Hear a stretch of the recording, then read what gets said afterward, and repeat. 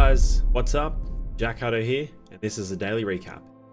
So the first one we have today is from Fran, and it is a mobile review again, and it is on the game Pacific Machine. So she starts this off and she says that this game combines all of her favorite sci-fi storylines into one game.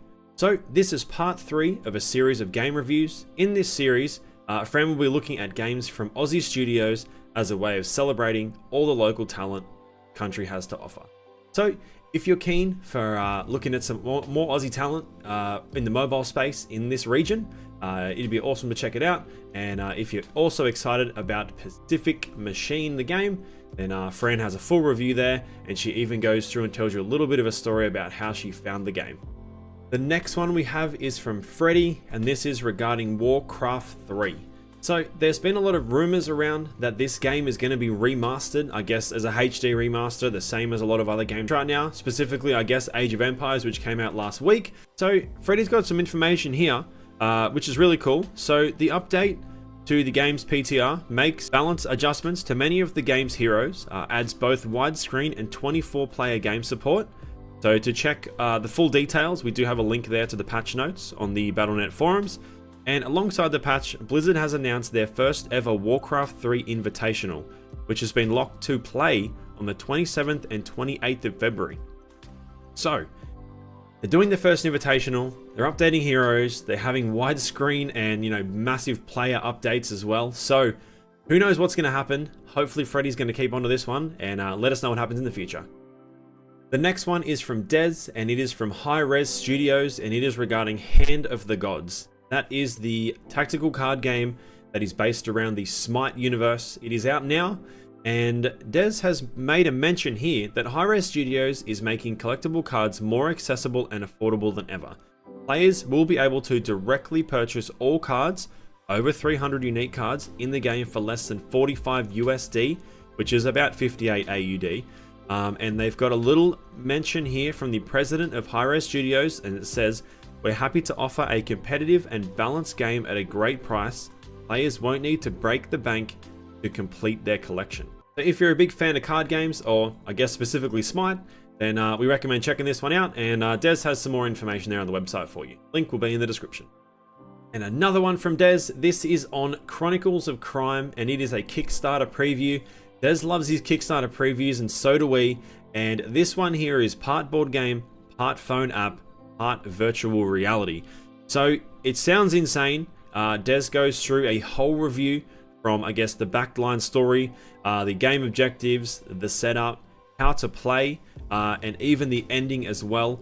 So it looks crazy. You use your mobile phone, you've got cards there, you've got this weird sort of VR goggle clip attachment thing you put on your phone too. So it looks really cool.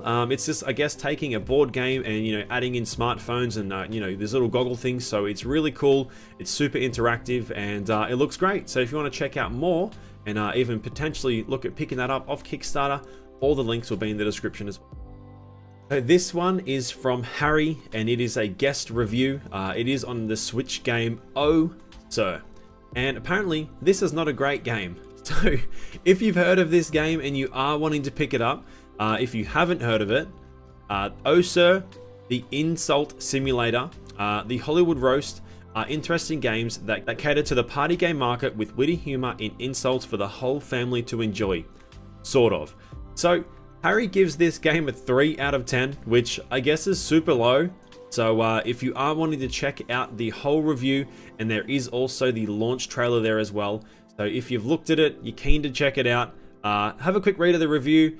Maybe you'll like it, maybe you won't, who knows? So all the links again will be in the description.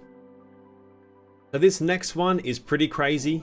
Fran has done an eSports news piece on the world's first dedicated eSports arena in, I believe it's pronounced Zhongxian, and it is in South China, and it is an esports stadium set to be completed in May 2018.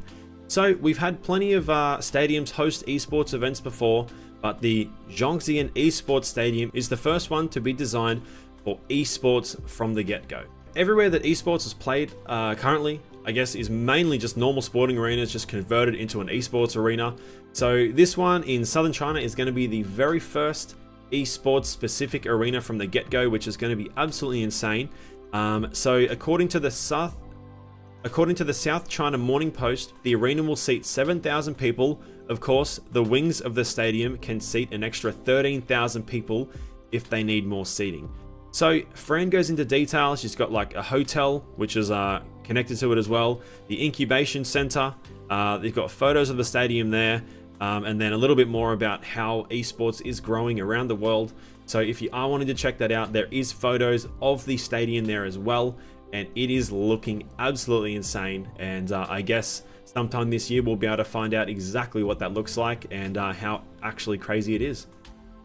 This next one is a quick one. However, if you're a fan of the YouTuber Markiplier, he is coming to Australia and New Zealand. Whether you're a fan or not, this is pretty massive. Mark has one of the largest YouTube channels for gaming, like on the planet. So I guess if you're a fan of him or just wanting to learn a little bit more about him, we have a link to all of his dates and where they're all going to be throughout his Australia and New Zealand tour. So link will be in the description. You can check it out there. Another quick one as well in the esports world. ESL today have announced that SK and FaZe Clan are to return to IEM Sydney. So IEM Sydney was a massive CSGO tournament that happens all around the world, but IEM Sydney happened here in Australia in Sydney last May, and it is set to return again this year. And I guess ESL just decided today to pop out that SK and FaZe Clan are going to be back at it again. And I guess hopefully we may see another massive grand final against those two teams, which SK won it last year. So who knows what's going to happen, but a lot of fans around the world, and especially here in Australia, are super psyched to hear about it. And last but not least today, we have a peripheral review from Fid, and it is on the Turtle Beach Elite Pros. So just a quick huge shout out to Turtle Beach and also SYF Gaming for sending those over for review. Fid has basically said that it's probably one of the most comfy headsets that he's ever worn. He does wear glasses, and he does tend to find that the headset cushions cups push on his glasses and hurt his head, but he said these ones are super soft, super comfortable.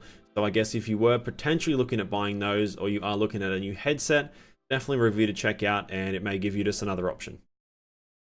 So that's the daily recap for today. Thank you very much for watching. If you want to learn anything more about anything to do with news, reviews, and anything above and below that, head to goto.game, and we'll see you tomorrow.